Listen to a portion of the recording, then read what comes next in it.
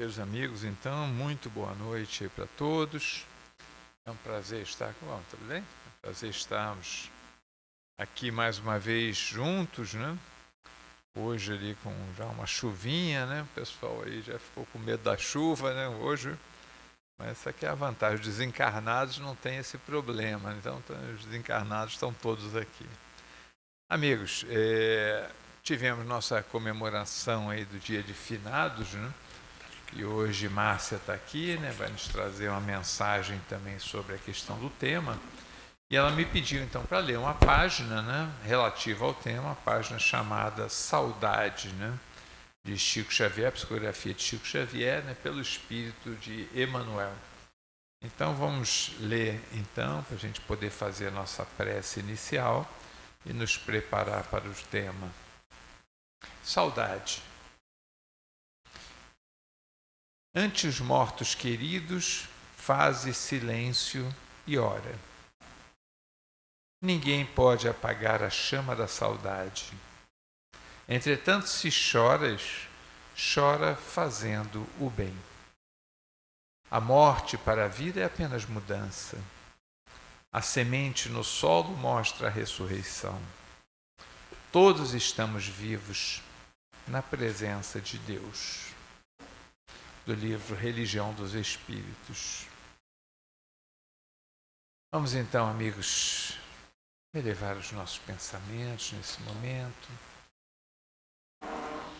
Senhor Jesus, aqui estamos, mais uma vez diante de Ti. Mais uma vez trouxemos nossas dificuldades, nossas aflições, angústias, ansiedades, para estar contigo, para que Tu possas nos orientar diante das dificuldades da vida, diante de um mundo tão atribulado, diante das saudades. Ó Senhor, ampara-nos, socorre-nos em nossas aflições, para que possamos enxergar a vida com os Teus olhos. Por isso te rogamos na noite de hoje, que Tu possas envolver nossa querida amiga Márcia, para que ela possa ser a Tua intérprete, trazendo as palavras para encontrar em nosso coração a moradia. Fica conosco, Senhor Jesus, agora e sempre, que assim seja. Meus amigos, Marcinha, de volta. Tá ligado?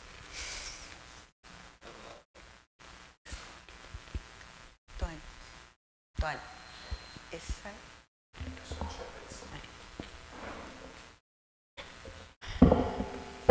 Boa noite, pessoal.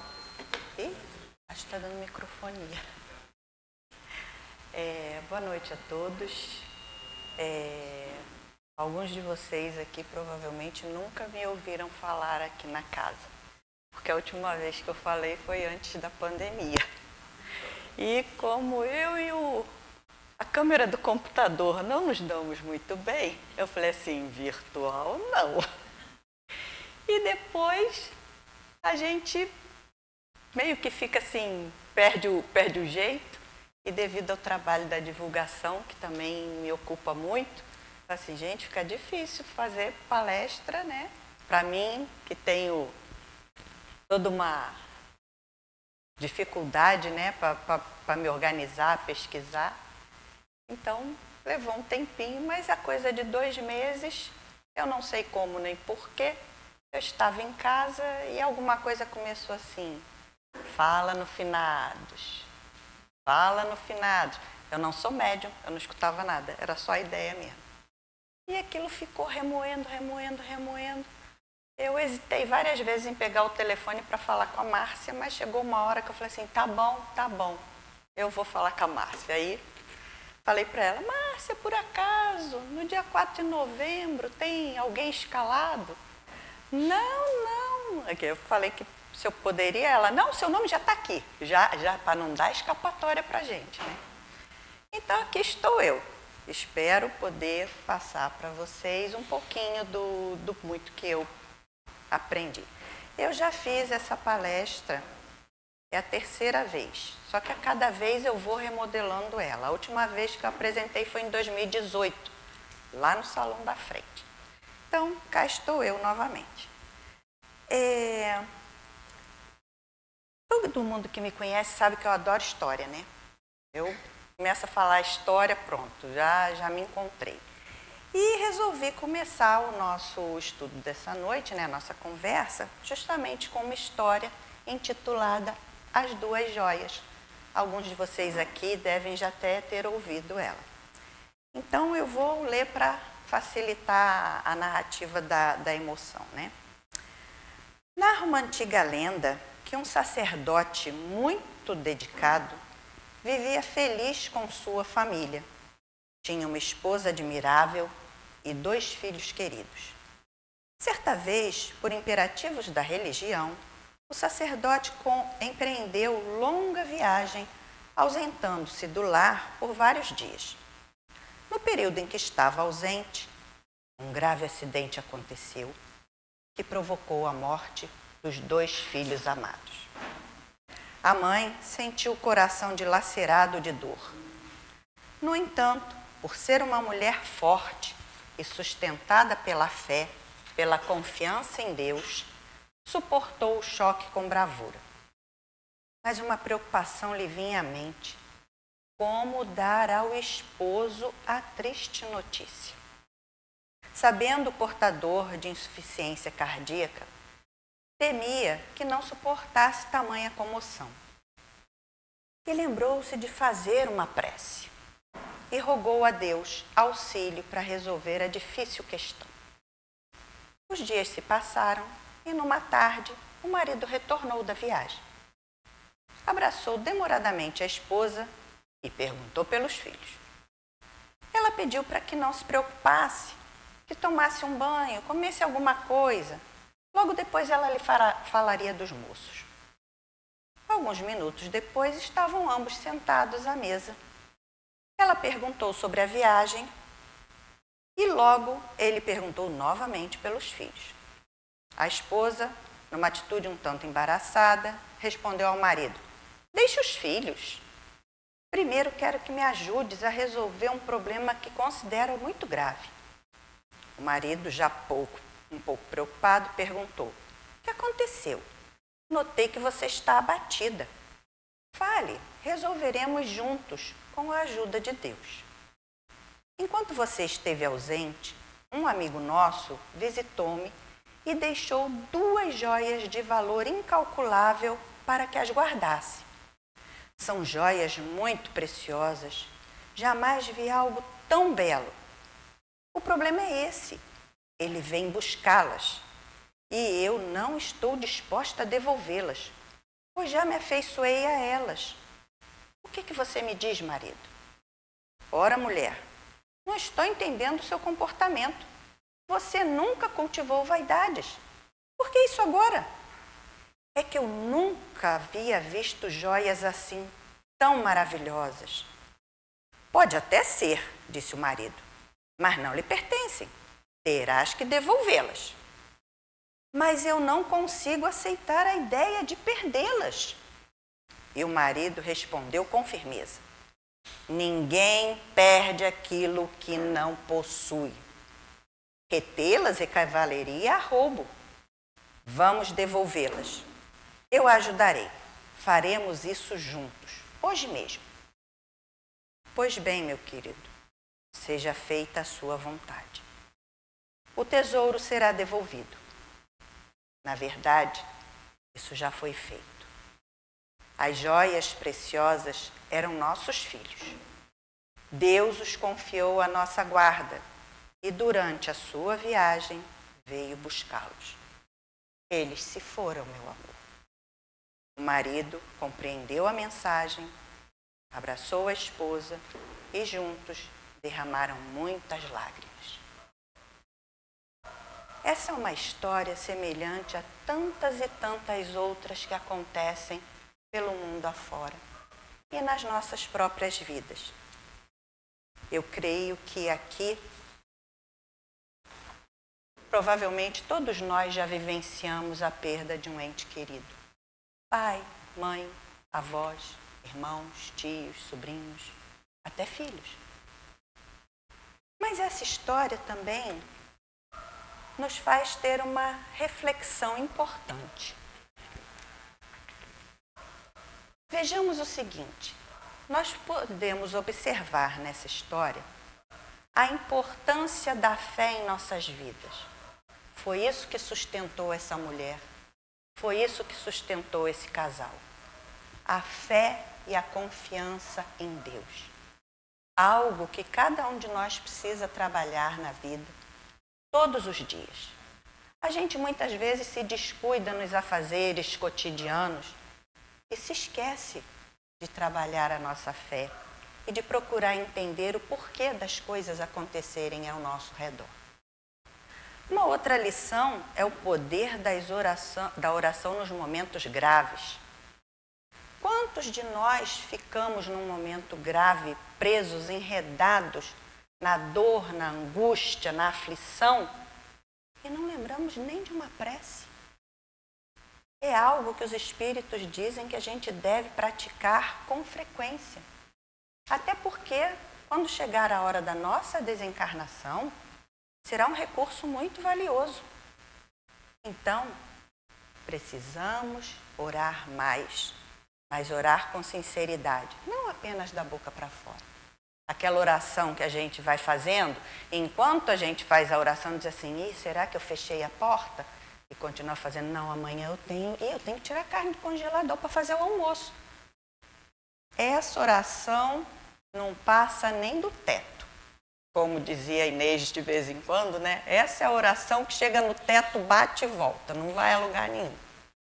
Então, a gente tem que exercitar, porque a prática leva à perfeição. Ter confiança na misericórdia divina é algo que muitas vezes nos falta, principalmente nos momentos de dificuldade. Quanto maior a dificuldade, mais confiança, mais fé na misericórdia de Deus a gente tem que ter. Porque, o que vocês acham? Deus é bom? Alguém aqui acha que Deus não é bom? Acho que todo mundo concorda que Deus é bom. Ele é justo? Ele é justo. E ele é misericordioso? Todos concordamos. Então, se ele é bom, é justo e é misericordioso, até nos momentos difíceis de coisas terríveis que possam nos acontecer, a bondade, a justiça e a misericórdia dele ali estão. Mesmo que a gente não entenda, mesmo que a gente, na hora, não perceba a presença dessas três coisas tão importantes. Um amigo nosso, Marcelo, que falou semana passada, ele costuma dizer que quando dizem assim para ele, eu não tenho a vida que mereço, ele diz assim, de fato, se nós tivéssemos a vida que realmente merecemos, estaríamos muito pior do que estamos. Porque não esqueçamos do nosso rastro histórico. Se essa é a nossa melhor encarnação, eu dou graças a Deus de esquecer das anteriores. A sabedoria de Deus, né, é infinita ao trazer a gente o esquecimento. Seria muito difícil seguir em frente se a gente ficasse lembrando dos erros do passado. Saber suportar com bravura as adversidades é outra coisa que a gente vê no exemplo dessa mulher. Ela estava sozinha, sem o marido, quando os 2 filhos desencarnaram. E nem por isso ela se deixou abater. Quantas mães a gente conhece assim? Quantas? Quantas histórias chegam aos nossos ouvidos, seja pela mídia, seja por amigos, na própria família? Então, suportar com bravura e resignação é muito importante. E é um exercício também. Ser resiliente.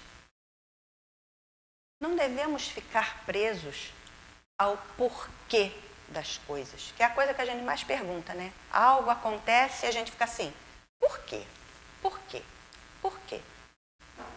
O porquê está no passado.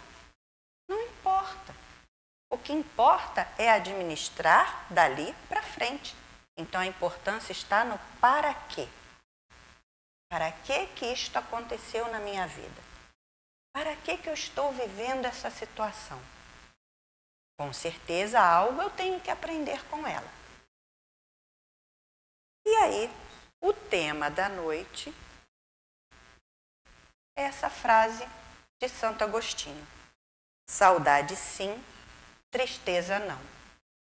Eles vivem. E por que a saudade sim? Porque a saudade é legítima. A saudade só existe quando há amor. Alguém aqui sente saudade de algum desafeto? Não. Mas daqueles que a gente ama, basta se distanciarem da gente por um período de tempo e lá vem a saudade. Saudade dos tempos da infância, do bolo que a avó fazia, das brincadeiras com o avô, saudade da juventude, saudade dos tempos de faculdade. Quantos hoje em dia se encontram com os amigos do tempo da faculdade para relembrar? Parece que a gente volta a ser criança, né? Falar aquelas bobagens todas, lembrar dos namorados. É muito bom. Isso é saudade. Existem saudades que nos tocam mais profundamente e que às vezes até uma lágrima é derramada. Mas não é uma saudade desesperada, porque isso vira tristeza. E a tristeza, ela é prejudicial quando ela se demora e é muito intensa. Por exemplo, no momento que você enterra um filho, um pai, uma mãe, ninguém faz isso com alegria. Eu, pelo menos até hoje, nos meus 59 anos de vida, nunca vi ninguém enterrar alguém com alegria. Porque você já começa a sentir uma saudade daquele que partiu. Então há uma tristeza. O choro e a tristeza na hora do luto, ele é legítimo e é direito de todos nós. Aqui temos uma psicóloga, ela sabe muito bem, não sei se tem outras, né? Quão terrível é você sufocar suas emoções. Fingir que elas não existem para parecer forte. Eu me lembro daquela atriz que era muito engraçada. Elas eram 3. Era a Hebe, a Nair Belo. Isso. Nair Belo, quando o filho dela desencarnou, ela sofria muito. E muitas vezes ela disse que ia para o banheiro chorar. Porque ela disse assim, sabe, chega uma hora que as pessoas perdem a paciência com a gente, né? Não aguenta mais ver a gente chorar, então a gente começa a chorar escondido. E aí ela foi até o Chico e recebeu uma carta muito linda do filho, uma carta de 30 páginas. Ao longo dos anos, muitas mães pediram essa carta e ela fazia cópias e enviava. E ela dizia que a única coisa que ela pedia a Deus era que Deus devolvesse a ela a capacidade de rir novamente. Porque a sensação que ela tinha é que ela jamais seria capaz de sorrir. E a gente conheceu e viveu, né, as aventuras dela na televisão e, graças a Deus, ela conseguiu voltar a sorrir. Isso quer dizer que ela esqueceu o filho, que a saudade passou, desapareceu? Não. Ela simplesmente conseguiu seguir em frente. Mas como nós, espíritas, temos na nossa doutrina um viés também científico, além do filosófico, e eu gosto muito de documentários, há algum tempo eu vi um programa chamado Grandes Mistérios do Universo, com Morgan Freeman, e não por acaso, semana passada, eu estava dando um zap na televisão e eis o programa aparecendo exatamente o episódio chamado Podemos Enganar a Morte? Eu falei assim, obrigado, Senhor. Olha aí uma dica para falar de ciência na palestra. E aí, vários cientistas que foram entrevistados, a maioria materialista, falavam dos seus trabalhos voltados, focados a aumentar o tempo de vida do ser humano, né? Fazer com que a gente viva cada vez mais. Alguns até pensando que no futuro a ciência poderá permitir que o ser humano se torne imortal. Cada um apresentou seu argumento e chegou um momento que apareceu um biólogo evolucionário brasileiro chamado André Martins. E ele, então, falou sobre a pesquisa dele. O programa foi produzido em 2016, mas só foi exibido em 2017. E aí, esse é o André Martins, ele disse que sempre teve muita curiosidade com relação ao envelhecimento. Por que a gente envelhece? Se quando você estuda e analisa o nosso DNA, ele nos permitiria viver muito mais do que vivemos, muito mais de 100 anos. E a gente não conseguiu isso ainda. E aí ele se perguntou, será que morrer serve a algum propósito? Porque, em geral, os cientistas hoje veem a velhice como uma doença. E como toda doença, pode ser tratada e curada. E eles acham, se curarmos a velhice, acabamos com a morte. Pelo menos a morte natural. Isso não quer dizer que estes imortais não vão morrer de acidente, de doença, de ataques de animais. Essas outras mortes continuariam a acontecer. Nós não seríamos o super-homem que só morre se tiver contato com a criptonita. Mas a morte natural que vem depois do envelhecimento, eles acham que podem acabar com ela. E aí o biólogo André tinha essas perguntas, né? Será que a morte está programada em nós pela evolução? A morte é necessária à sobrevivência da nossa espécie? Quais as vantagens que a mortalidade confere aos seres vivos? E quais as consequências da imortalidade? Então ele criou uma simulação no computador. E aí a simulação tem um espaço limitado, com recursos limitados, e tem lá uns bitzinhos, né? Que os vermelhos representam os imortais e os azuis representam os mortais. E esses bits, né, de informação também tem que lidar, além do espaço reduzido, dos recursos reduzidos, com situações adversas que mudam a todo momento aleatoriamente, fazendo uma analogia ao nosso mundo que vive em constante mutação. Ele observou uma coisa curiosa na simulação, e todas as vezes que ela foi repetida, muitas vezes, o resultado é sempre o mesmo. Primeiro, os imortais começam ganhando espaço. Os mortais vão sucumbindo, uns mais, outros menos, e os imortais estão lá, firmes e fortes. Só que, gerações e gerações depois, claro que numa simulação isso se dá num tempo reduzido. Não dá para fazer como a gente, né? Nossas gerações são mais longas. Muitas gerações após o efeito que ocorre na simulação, começou a acontecer uma coisa interessante. Os imortais começavam a reduzir e os mortais a aumentar. Ele falou assim, por que isso? Acontece que os imortais tinham uma genética, vamos dizer assim, perfeita. Então os órgãos não envelheciam, portanto eles não envelheciam como um todo e nem morriam.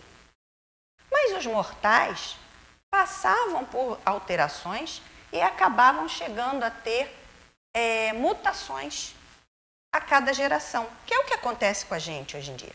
Só a gente lembrar de como eram os homens primitivos e como nós somos hoje. Lembremos de 1000, 2000 anos atrás e como nós somos hoje. Tudo isso se dá devido à evolução que continua acontecendo. A evolução não parou. E aí ele foi percebendo que essas mutações que eram causadas a cada geração faziam com que elas conseguissem se adaptar às adversidades. Com os imortais isso não acontecia. Por isso, eles acabavam, depois de muito tempo, não se adaptando mais ao meio em que viviam. E aí ele falou assim, ele entendeu que o envelhecimento realmente tem um objetivo biológico.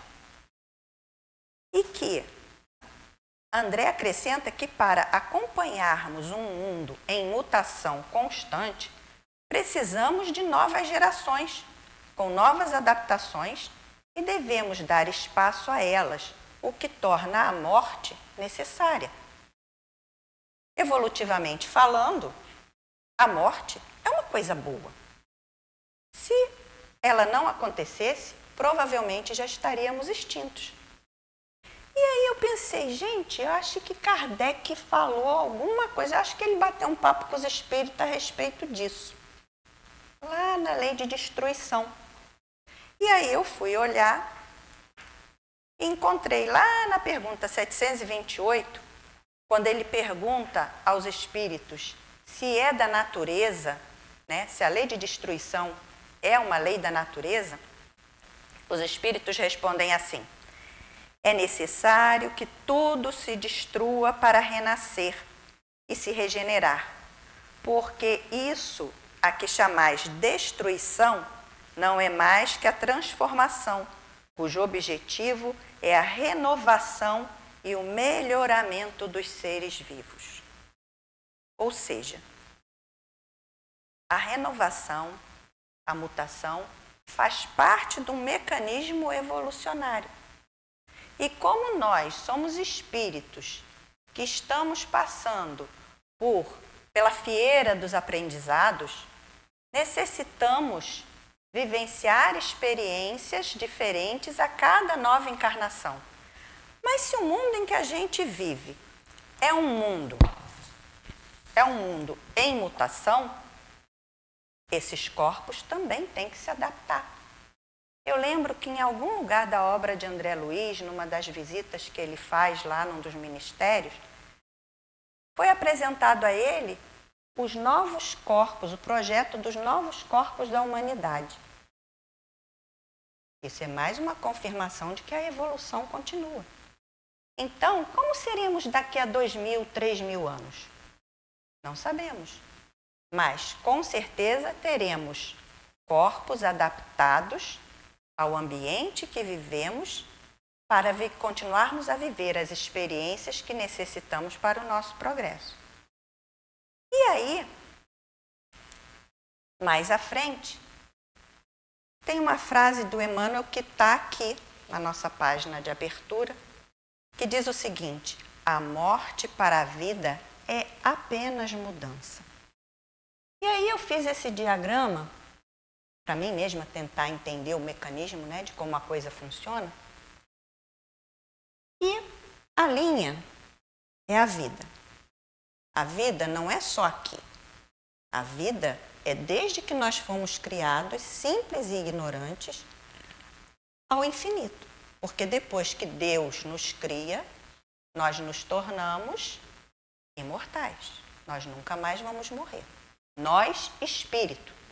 O corpo, matéria, esse, como toda matéria, se desgasta e morre. Mas o espírito, o meu, por exemplo, eu agora, nesta encarnação, uso o nome Márcia. Mas quantos outros nomes eu já tive? Quantas outras vidas eu já vivi? E cada vez que a gente encarna, a gente tem uma vida material onde aprendemos uma infinidade de coisas. Aprendemos a lidar com a natureza, aprendemos a lidar uns com os outros. Aliás, é o mais importante. E quando desencarnamos, voltamos ao plano espiritual. Lá seguimos a nossa vida. Aprendemos coisas novas, aprendemos outras questões importantes para o nosso progresso, para resolver os problemas que criamos quando estávamos aqui na matéria. Mas como é que você vai pôr em prática o que você aprende se você ficar só lá? Lá, uma das coisas que acontece na vida espiritual é que a gente vive junto dos que são semelhantes a nós. Ser espírita dentro da casa espírita é fácil, né? Todo mundo procura ser gentil, educado, prestativo, amoroso, fraterno. Mas ser espírita lá fora, no trabalho, na família, no trânsito, é mais difícil, né? É um pouco mais difícil. Então, se você está no plano espiritual, vivendo com os seus iguais, como é que você exercita as coisas que você realmente precisa aprender?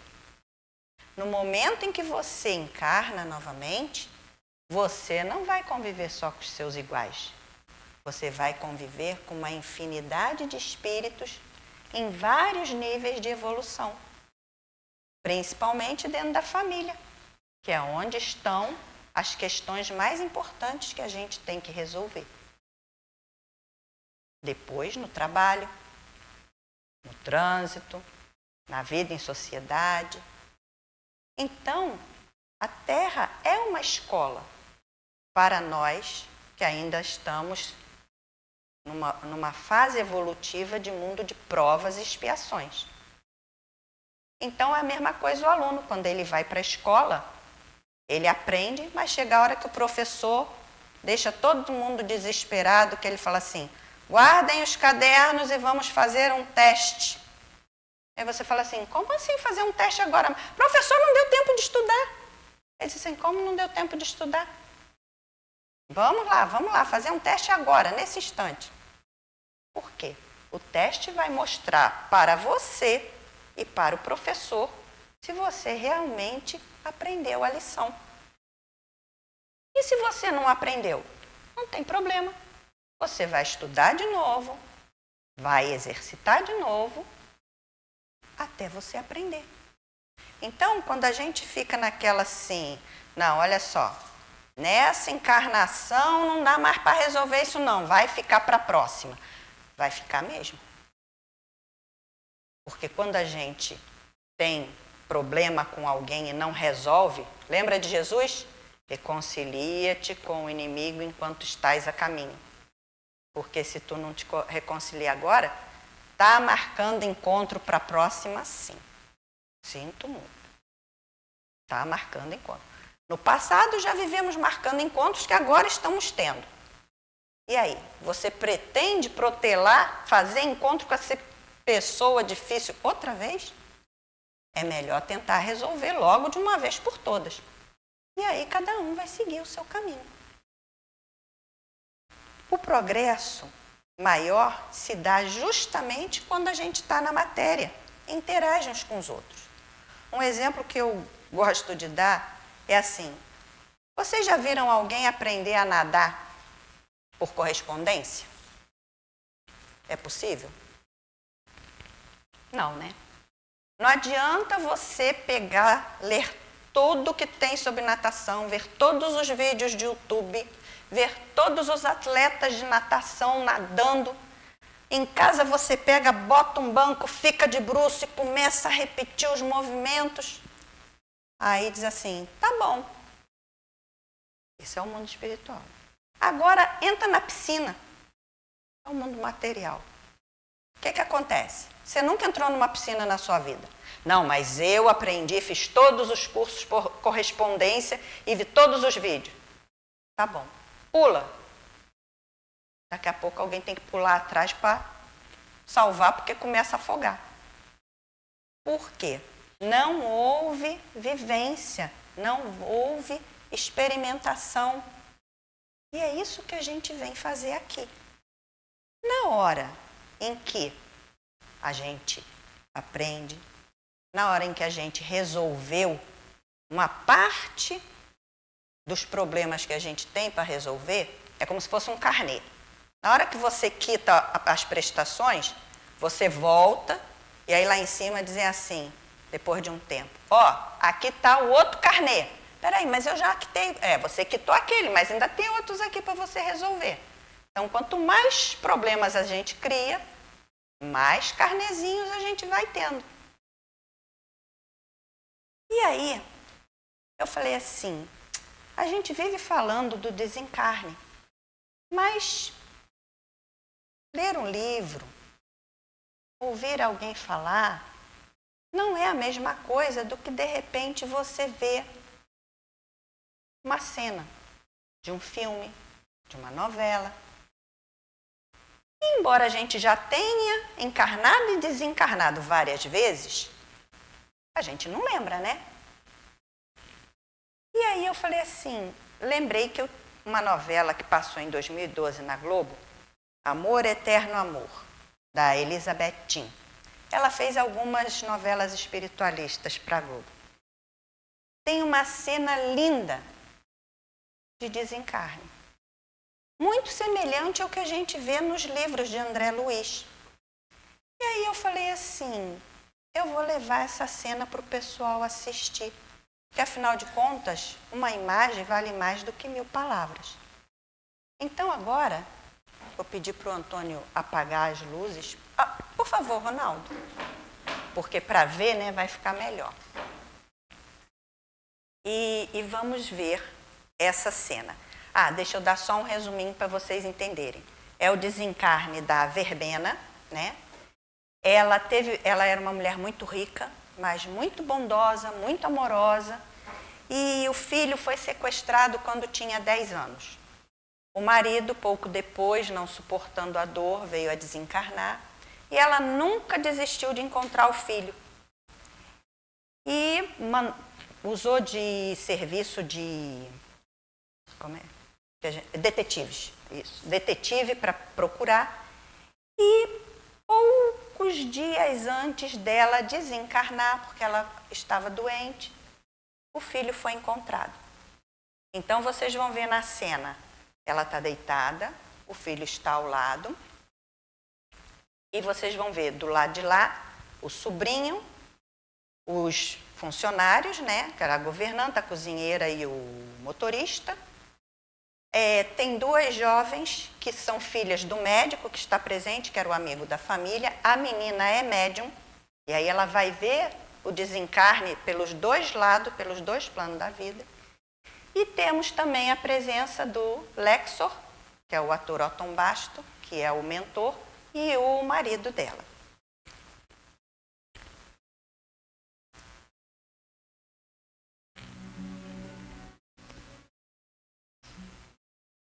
Te amo, mãe.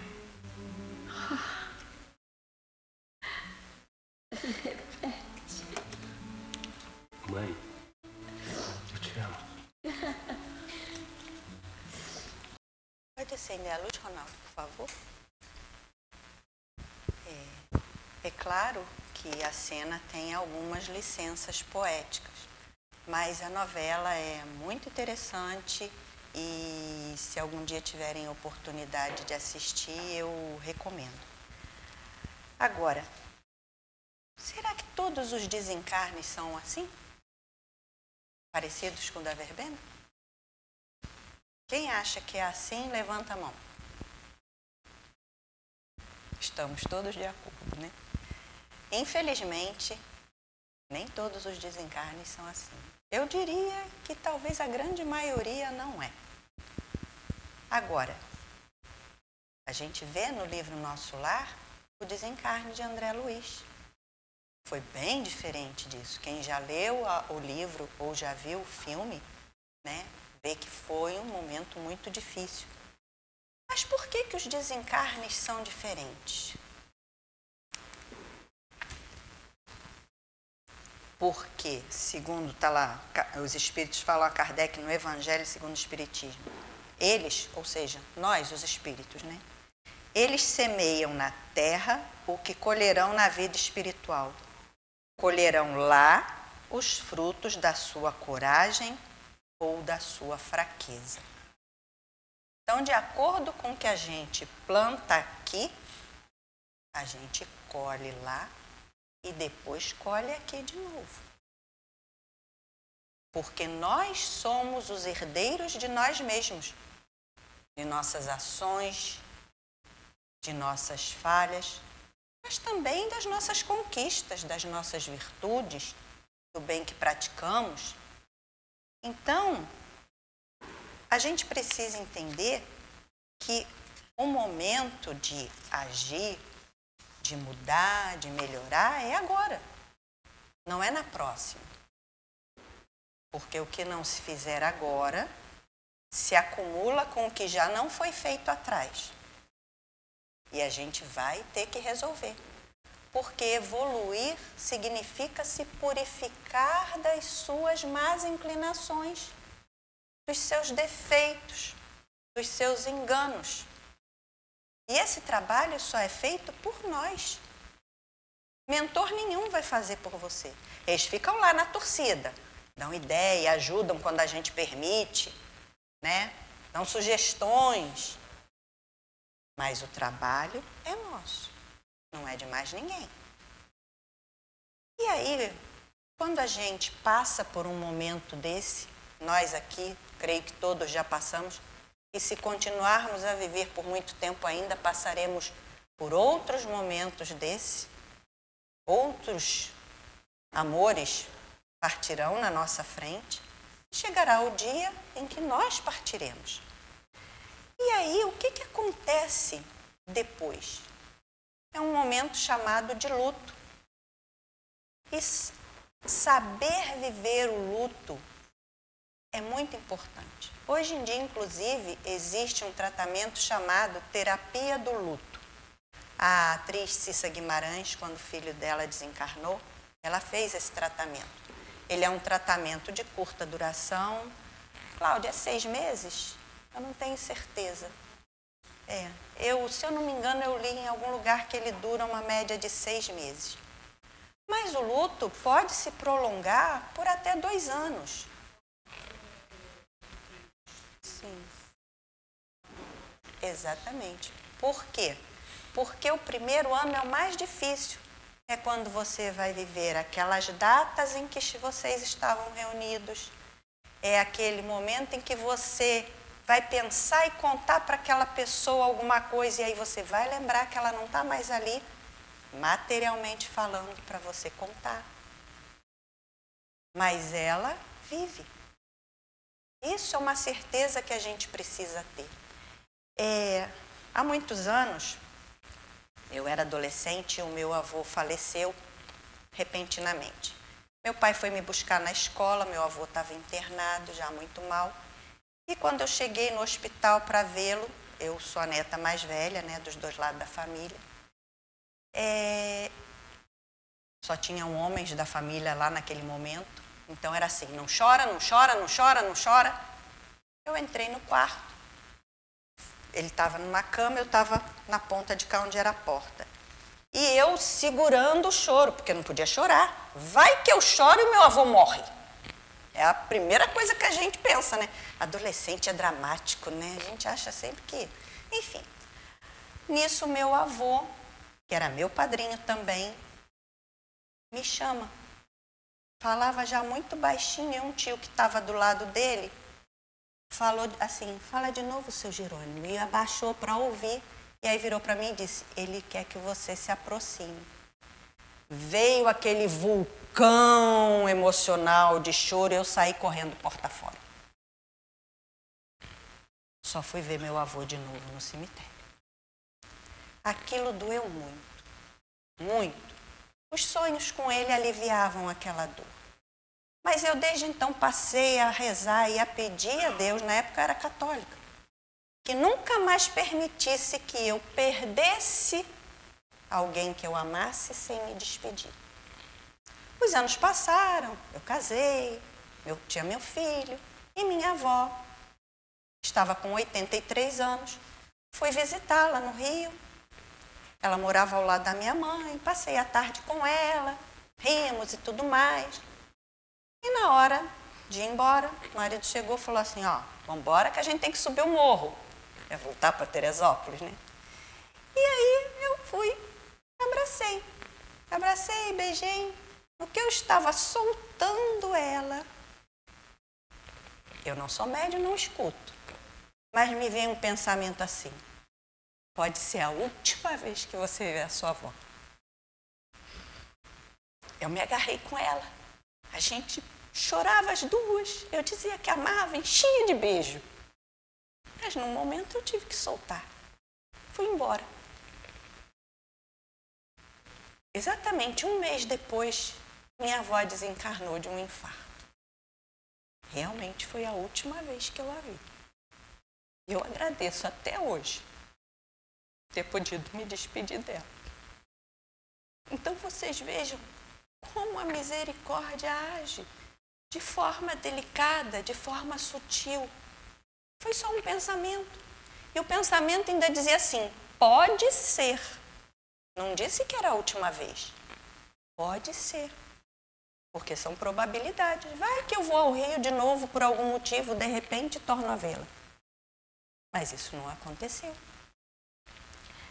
Então, viver o luto de uma forma saudável é importante.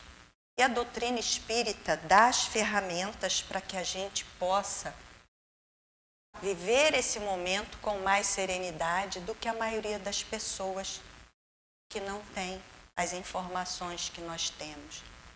Existem pessoas como a mulher dessa história que tem uma fé tão robusta, tão inabalável, que mesmo sem os conhecimentos espíritas, enfrentam as adversidades, às vezes até melhor do que a gente, tá?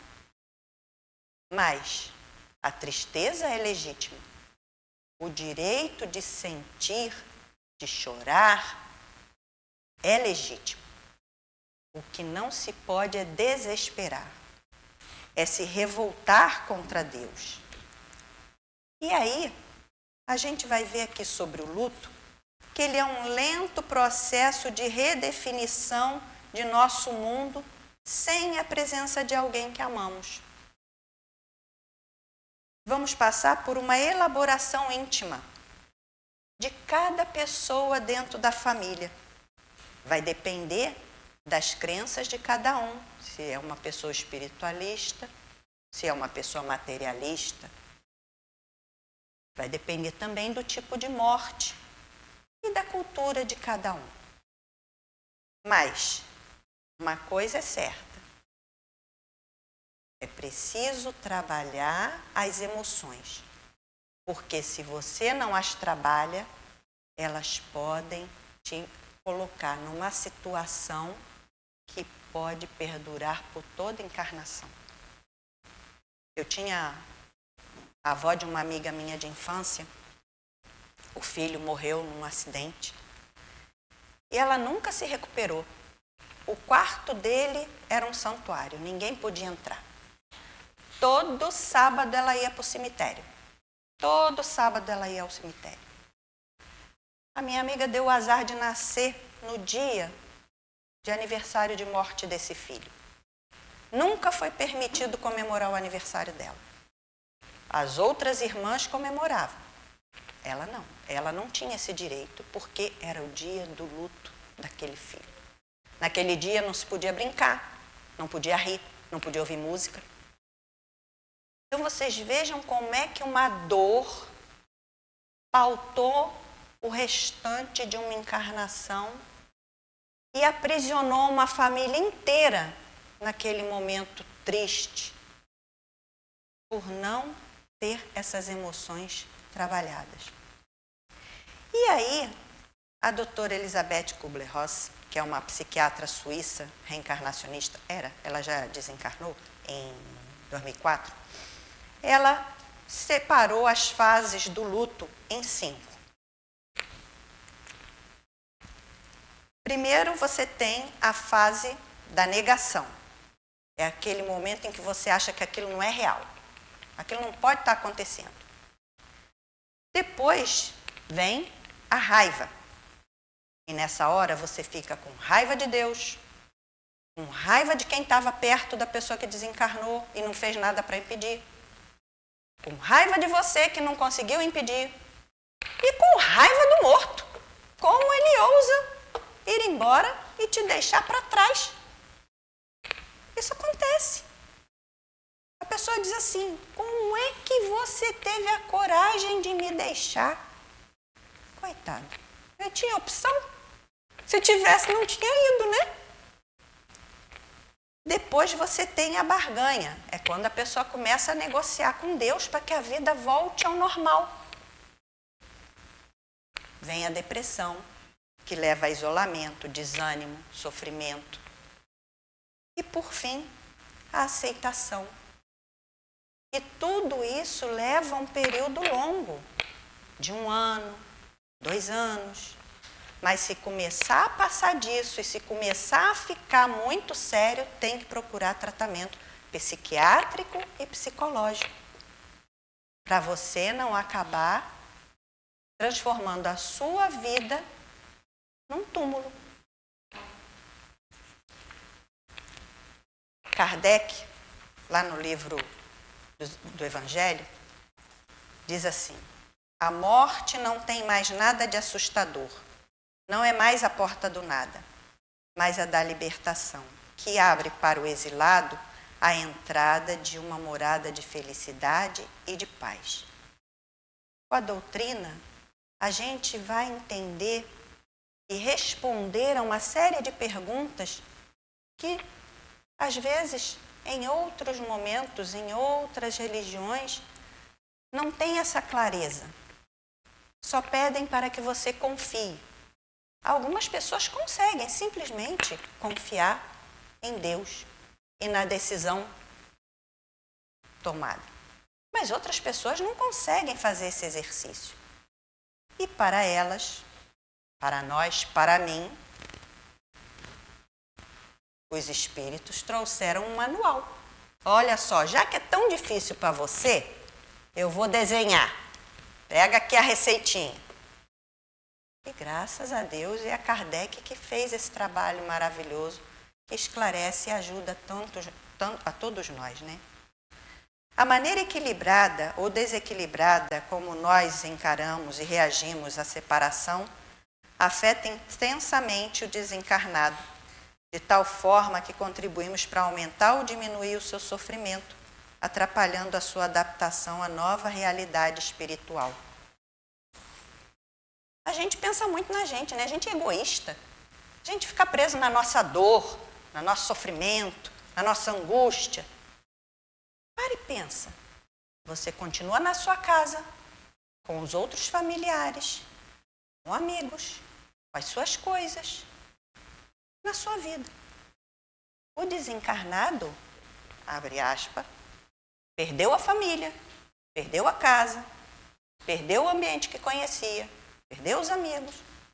Ele foi afastado de tudo isso.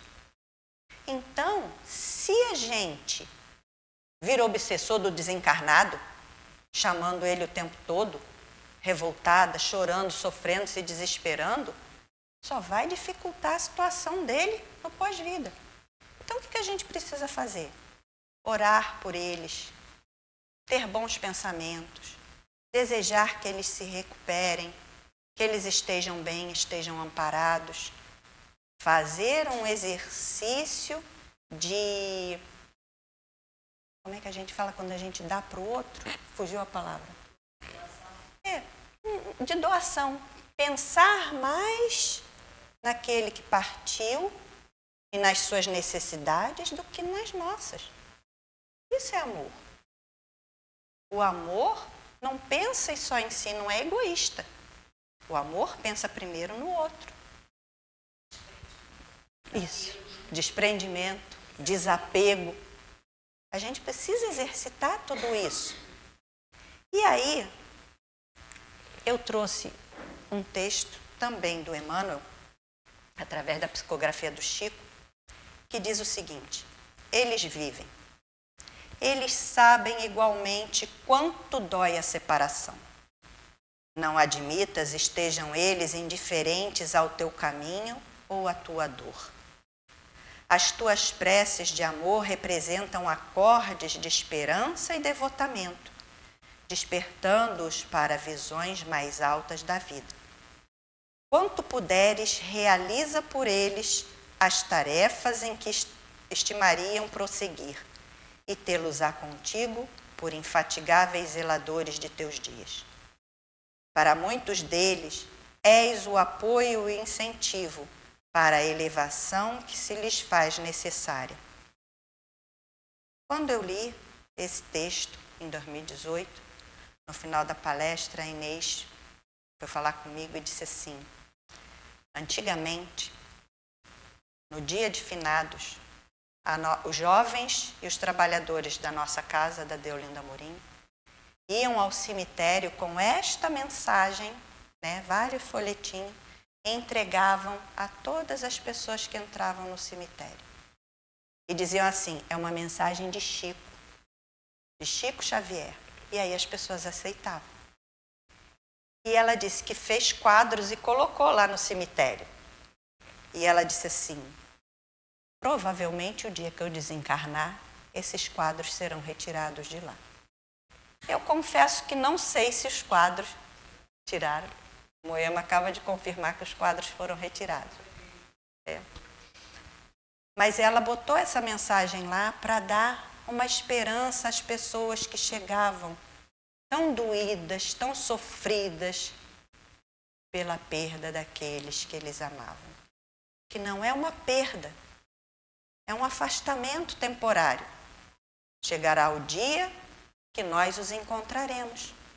E para dar um spoilerzinho daquela novela, no final da novela, o Carlos casa com aquela moça que estava ao lado dele, e a Verbena, que não pôde viver o papel de mãe ao lado dele, vem como filha. Quantas vezes isso deve acontecer na nossa vida? Será que não tem um avô que veio agora como neto? Será que um irmão? Não tem como saber. Mas que o reencontro está garantido, isso eu tenho certeza. Seja nessa, seja do lado de lá ou numa próxima. Porque os que se amam verdadeiramente nunca mais se separam. Não importa a distância. Porque o seu filho foi viver num outro lugar. Você deixou de amá-lo? Ele deixou de te amar? O amor continua. Só existe uma distância física. No caso da desencarnação, é uma distância vibracional, que dura pouco, dura menos do que a gente imagina. Então, por último, eu deixo mais uma cena da novela. A menina foi com eles visitar a Verbena, que estava em tratamento. E nessa frase diz o seguinte, a Meimei: entre aqueles que se amam, a morte aparece em vão. Pode plantar a saudade, mas nunca a separação. Muito obrigada pela atenção de todos. Boa noite. Mauro, devolvo para você agora. Agora eu devolvo para você.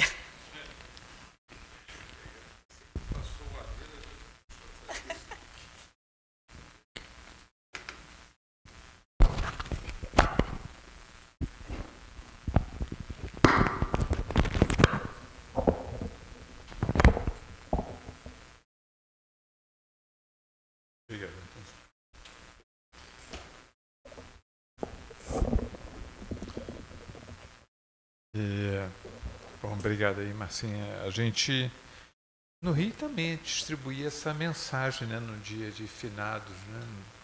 Normalmente as mocidades, elas distribuíam. Eu me lembro da gente lá na Real Grandeza, né, no cemitério do Batista, também distribuía o Eles Vivem, né, ali que a mocidade fazia antigamente. Então, aliás, não é só um movimento espírita, né, que muita gente ia também, outras religiões também iam para lá, para os cemitérios, distribuir mensagens e tal.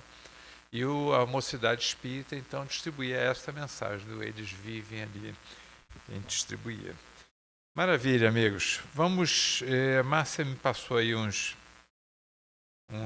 avisos, né? Vamos lá. Que tal ser um amigo secreto? Doe um brinquedo às crianças assistidas pelo projeto Alto de Souza, né? Esse projeto da segunda-feira que a casa faz, está esperando a sua colaboração. Doação até o dia 25 de novembro, né? Doação de brinquedos, bombom, panetone, cesta básica, tal. Agora já começamos a nos aproximar do final de ano, né? Começamos já nossas campanhas das pessoas assistidas aí da casa, né? Contato Maria Clara, né? Contato com a Isabel, que eles desejarem. Depois a gente informa ali os celulares. Brinquedos novos. Brinquedos novos. Não está escrito brinquedos novos não, mas deve ser ali. Mas o panetone é novo. Isso eu tenho certeza que o panetone é novo. Cesta básica também é nova. Não sei, amigos, mas o que puderem, agora, sem brincadeira, a gente sempre é muito brincalhão, mas sim, a gente em geral doa coisas novas, mas se não tiver também trouxer usado, a gente também sempre vai dar a destinação para isso, esse não é o problema. O problema é a gente poder fazer um Natal mais feliz para essas pessoas, né? Campanha Natal Solidário, falando em Natal, temos também do grupo das senhoras do Pimentel, lá de terça-feira, né? Para procurar aí a Cris, né? O Cisne, a Ângela, a Deise, o Alexandre, né? O deixe na secretaria, uma contribuição, cesta básica, panetone, caixa de bombons. E por fim, não sei se a Edilene está aí, Edilene falar da cantina ali, né? Que nós começamos a nos preparar já para a reforma da cantina, né? Do Kardec Café. E aí ela sempre pede aí que as pessoas puderem doar caldos, bolos e tal, cachorro quente, doce, sanduíche, gostosuras em geral. Por favor, não tudo no mesmo dia, porque senão vai ser muito difícil, eu vou ter que me superar, né? Dobrar a minha meta aqui, não vai ser muito fácil não, tá? Mas, amigos, esses são nossos avisos ali. Alguém nos visita hoje aí pela primeira vez? Nossa, vamos começar por aqui então. Como é seu nome? Morgana, tudo bom, Morgana? Seja muito bem-vinda. As duas ali também, como é que são seus nomes? Cristiana. Giovana. Sejam muito bem-vindas. Quem mais? A senhora. Oi? Eduardo, né? Tudo bom, Eduardo? Aqui eu fiquei que nem o Roberto Carlos, agora que me senti o próprio rei aqui, mas tudo bem. Pode. Muito bom, Eduardo. Seja muito bem-vindo aí também, prazer estarmos aqui. Alguém mais? Oi, Isabel, como vai? Tudo bem? Seja muito bem-vinda aí. Espero que tenham gostado do estudo e também querendo alguma informação da casa aí, estamos à disposição aí de vocês, tá? Nós vamos... para ela aqui. Não, para ela. Nós vamos, então, encerrar essa nossa primeira parte aí dos trabalhos, né, para a gente poder passar para o trabalho de passe, né? Aqueles que desejarem, lembrando que aqueles que desejarem tomar o passe, basta aguardar então que nós chamaremos. Conseguiu consertar, Nilton? Depois aqui. Tá bom, amigo. Então vamos fazer a nossa prece de encerramento. Jean, você quer fazer a nossa prece, por favor, Jean?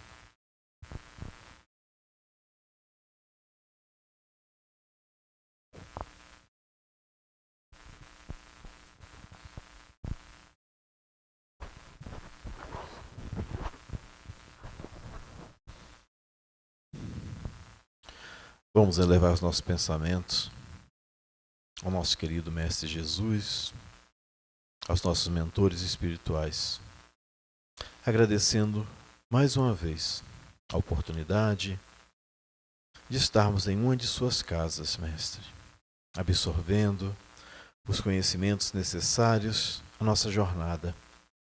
Jornada essa desafiadora sempre pelas escolhas que nós fazemos, pelas escolhas do nosso dia a dia. Possamos sempre lembrar que a semeadura é livre, mas a colheita será obrigatória.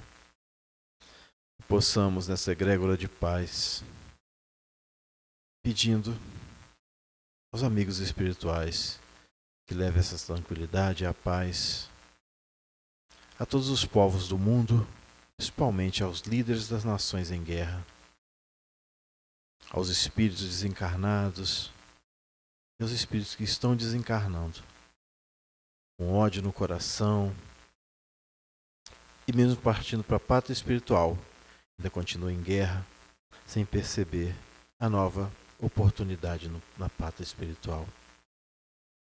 Que o Senhor possa derramar sobre cada um aqui bênçãos de paz e tranquilidade, e que possamos retornar aos nossos lares, senhores, com a certeza que possamos ser um ponto de luz em nossos lares, permitindo a espiritualidade superior que trabalhe de forma mais eficaz nesse momento de transição planetária. Graças te damos, que assim seja.